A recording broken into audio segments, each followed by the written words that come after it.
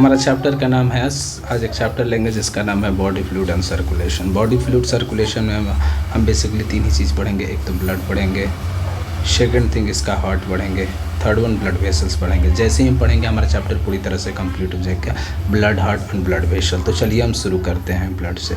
Blood क्या है? Fluid connective tissue. Fluid connective tissue क्यों कहते हैं? क्योंकि यह फ्लो करता है। ये फाइबरलेस कनेक्टिव टिश्यू या फॉल्स कनेक्टिव टिश्यू, ये सब नाम इसलिए पड़ा है कि क्योंकि कनेक्टिव टिश्यू का तीन प्रॉपर्टी, उसके पास सेल होता है, मैट्रिक्स होता है, फाइबर होता है। अगर ये ऐसा नहीं हुआ, फाइबर ब्लड में ही एब्सेंट होता है, अगर फाइबर ही एब्सेंट हो जाएगा ब्लड लूज हो जाएगा, सॉफ्ट ब्लड लूज हो जाएगा, सॉफ्टवेयर टिश्यू भी कहेंगे।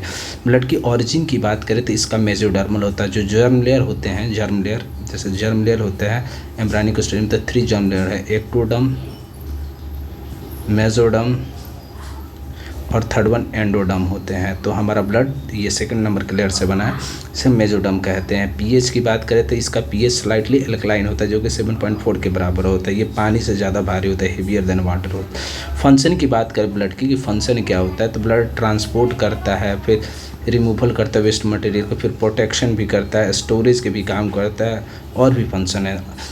ये तो बेसिकली हम बात कर लिए कि ब्लड हमारा होता है क्या है। ब्लड को अगर हम देखेंगे तो ब्लड हमारा ये देखेंगे कि ब्लड हम में लिक्विड पार्ट भी होता है, सेल पार्ट होता है। तो ब्लड को हम 2 पार्ट में बांट दिए। एक तो जो लिक्विड पार्ट था उसको प्लाज्मा कह दिया, जो सेल था उसको फाउंडेशन। तो सेल के कौन से मिले? आरबीसी मिले जिसे हम एरिथ्रोसाइट्स कहते हैं, डब्ल्यूबीसी मिले जिसे ल्यूकोसाइट कहते हैं, प्लेटलेट्स मिले जो हम थ्रोम्बोसाइट्स कहते हैं। ये टोटल ब्लड का 45% था। प्लाज्मा टोटल ब्लड के 55%। पेल करेगा येलो स्ट्रो कलर का मैट्रिक्स था जो 55% था टोटल ब्लड में। तो ब्लड का हम कंपोनेंट भी पढ़ लिए कि प्लाज्मा अनफॉर्म्ड एलिमेंट्स। तो हम अब प्लाज्मा को डिटेल में पढ़ेंगे। चलिए देखते हैं प्लाज्मा क्या होता है? फ्लूइड पार्ट्स ऑफ ब्लड होता है। मैंने पहले ही बताया जो फ्लो करेगा वो प्लाज्मा कहेंगे। इसमें फाइबरलेस होता है,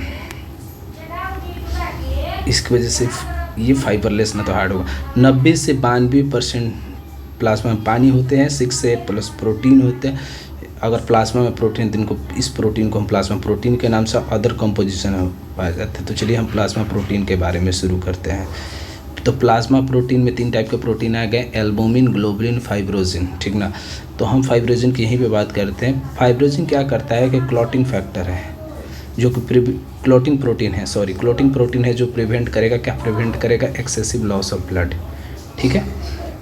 एल्बुमिन क्या होता है? एल्बुमिन जो होता है जब फर्स्ट प्लाज्मा पे मोस्ट सबसे ज़्यादा यही पाया जाता है। ये क्या होता है? कोलाइड्स क्या होता है? कोलाइड्स एक्चुअल में पानी को पकड़ने वाले को कहते हैं। जैसे ही वो पानी को पकड़ लेगा तो रेगुलेट करेगा। बीसीपी मतलब ब्लड कोलाइडल ऑस्मोटिक प्रेशर होता है, जिससे हमारा मेंटेन हो जाएगा blood pressure and blood volume. यहाँ तक आप समझ चुके हैं, आगे हम बात करते हैं। ग्लोबुलिन देखिए, ग्लोबुलिन 2 टाइप का होता है, एक alpha globulin, beta globulin, 3 type का immunoglobulin. Alpha and beta globulin क्या करते हैं? ट्रांसपोर्ट करते हैं लिपिड को। और गामा ग्लोबुलिन, और गामा जो ग्लोबुलिन होता है वो एंटीबॉडीज़ की तरह रिएक्ट करते हैं। इसको एंटीबॉडीज़ को है इम्यूनोग्लोबुलिन। क्यों? क्योंकि ये हेल्प करता है डिफेंस मैकेनिज्म। जैसे तो इन्फेक्शन हुआ तो ये आप इम्यूनिटी की तरफ बिहेव करेंगे। अदर कंपोजिशन की बात करें जो हम प्लाज्मा में देखे थे, लास्ट टॉपिक है प्लाज्मा का, तो ग्लूकोज पाया जाएगा, कोलेस्ट्रॉल पाया जाएगा। कोलेस्ट्रॉल क्या करता है? कोलेस्ट्रॉल का फंक्शन मेम्ब्रेन स्टेबलाइजर है। इसमें यूरिया पाया जाएगा, यूरिक एसिड पाएगा, हार्मोन पाया जाएगा, गैस पाया जाएगा, गैस में O2 N2 पाया जाएगा, न्यूट्रिशन जो कि डाइजेशन से अब जगह ग्लाइकोज, अमीनो एसिड, फैटी एसिड, ये सब पाया जाएगा।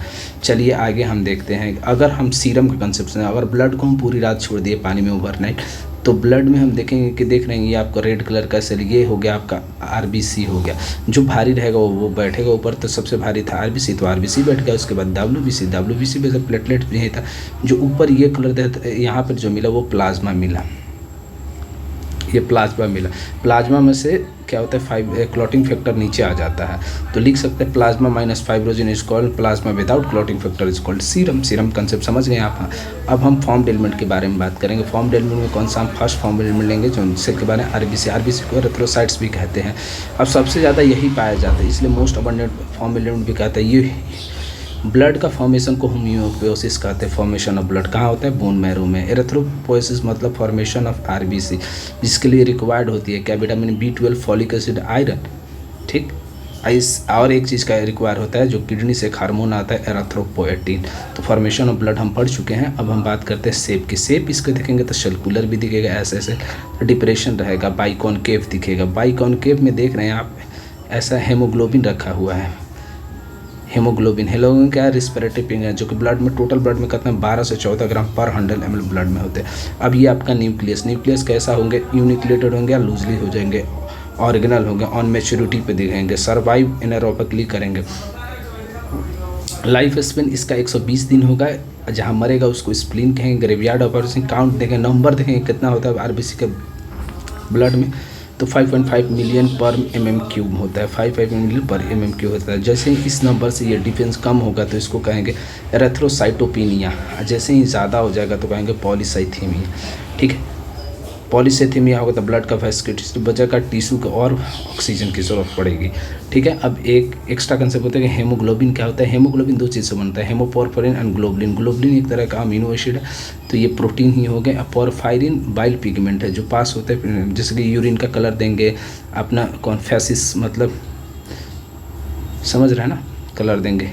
आयरन रीयूज हो जाएगा। बाइल पिगमेंट में दो bile pigment, bilirubin provide green colour. अब हम यहाँ पे देखेंगे तो देखिए आरबीसी सबसे ज़्यादा होता है, उसके बाद प्लेटलेट्स होता है, उसके बाद डब्ल्यूबीसी होता है। नंबर में बात करेंगे, और डब्ल्यूबीसी में सबसे कम होता है। तो डब्ल्यूबीसी में सबसे ज़्यादा कौन, न्यूट्रोफिल होता है, उसके बाद ल्यूकोसाइट होता है, फिर मोनोसाइट होता है, फिर इयोजिनफिल होता है, सबसे कम बेजोफिल होता है, सबसे ज़्यादा न्यूट्रोफिल होता है। ठीक है, आरबीसी डब्ल्यूबीसी में सबसे ज़्यादा आरबीसी प्लेटलेट, ये आप कंसेप्ट समझ गए। और नेक्स्ट बात करेंगे ल्यूकोसाइट का। ल्यूकोसाइट को हम डब्ल्यूबीसी कहते हैं। सबसे ज़्यादा वो सबसे कम होने वाला, अगर इसका देखेंगे तो 6000 से 8000 पर ml³ ब्लड में होता है। अगर इसका कमी होगा तो इसको ल्यूकोसाइटोपेनिया कहेंगे, और इसका ज़्यादा हो गया तो लाइकोसाइटोसिस कहेंगे। एबनॉर्मली से ज़्यादा बढ़ जाएगा तो इसको ल्यूकेमिया कहेंगे, जो कि ब्लड कैंसर होता है। ल्यूकोसाइटोसिस वहाँ पे होता है जहाँ साइट ऑफ इन्फेक्शन होता है। ल्यूकोसाइटोसिस क्या होता है, ल्यूकोसाइटोसिस फॉर्मेशन ऑफ आरबीसी को कहते हैं। टाइप्स ऑफ डब्ल्यूबीसी, ग्रेनुलोसाइट होता है, ग्रेनुलोसाइट्स होता है। ग्रेनुलोसाइट में क्या होगा, बेन-जी, इसमें क्या होगा, मोनोसाइट और लिम्फोसाइट। तो चलिए ग्रेनुलोसाइट में हम देखते हैं। ग्रेनुलोसाइट में कौन सा है, न्यूट्रोफिल है, बेजोफिल है, इयोजिनफिल है। ग्रेनुलोसाइट में मोनोसाइट और लिम्फोसाइट है। देखो सेल, अगर मास्ट सेल, अगर एक ऐसा सेल जिसका फंक्शन सेम है, अगर ब्लड में रहेगा तो उसे बेजोफिल कहेंगे, अगर टिश्यू में रहेगा तो उसे मास्ट सेल कहेंगे। ठीक है, अब बात करते हैं हम न्यूट्रोफिल का। सबसे ज़्यादा पाए जाने वाला 60 से 65% स्टेन किए तो क्या एसिडिक डैंड, बेसिक डैंड है, मल्टी न्यूक्लियोटाइड डिसन्यूक्लियस का नाम है पॉलीमोनोन्यूक्लियस। First act as a site of infection, दूसरा का फंक्शन इसका फाइगोसाइटिस, जहाँ पस होंगे फर्स्ट डेड सेल के। यूजिनफिल क्या होता है, 2 से 3% होते हैं। स्टेन एसिडिक स्टेन, इसलिए इसका एसिडिक नाम है। बाइलोड स्ट्रक्चर ऑफ फंक्शन इसका क्या करता है, ये सब सप्रेस करते हैं किसको, एलर्जी को सप्रेस करेंगे, तो एलर्जी को सप्रेस कर देंगे किल हेलमिंथेसिस लार्वा। थर्ड बेजोफिल के बारे में बात करेंगे। 0.1 से होता है, ये एन साइकोन्यूक्लियस स्टेन के तो बेसिक फंक्शन इसका इन्फ्लेमेशन जो सिक्रेट करते हैं हेपेरिन, हिस्टामिन और सेरोटिन।